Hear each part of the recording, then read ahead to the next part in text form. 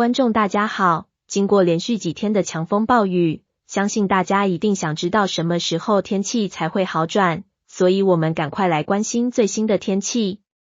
首先来看卫星云图，原本的凯米台风进入大陆后持续减弱，预计很快就会减弱为热带低压甚至普通低压，不过它的外围云系加上西南风持续为南台湾输送大量的水汽，仍然会对台湾尤其是我们南部地区带来一阵一阵的雨势。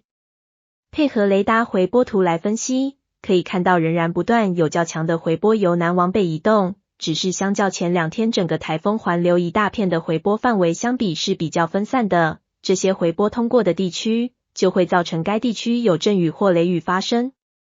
未来几天的降雨预测，今天在凯米台风远离后，有较强西南风，配合着季风槽输送上来的水汽，局部地区仍有大雨至豪雨发生的几率，尤其是沿海地区雨量会比较大，预计最大为100到110毫米，其他区域也有40到80毫米的累积雨量。28日和29日少了西南风的加成，会比较偏向午后山区发展起来的雷阵雨，雨量会比较小且较集中在山区。28日累积雨量均为5至15毫米。29日在山区会出现30至60毫米比较大一点的雨量，不过整体而言，降雨比起前几天是明显好转了。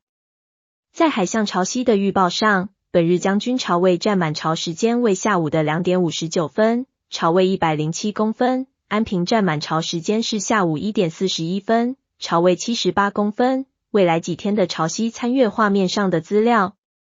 总结一下今天的天气，今天在凯米台风远离后，因为有较强的西南风，搭配季风槽输送上来的水汽，所以本市仍有局部大雨或豪雨发生的机会，并且以沿海地区雨量会比较大一些，沿海地区也可能会有长浪发生，非必要请勿前往海边活动，低洼地区涨潮期间请注意海水倒灌、局部淹水等现象。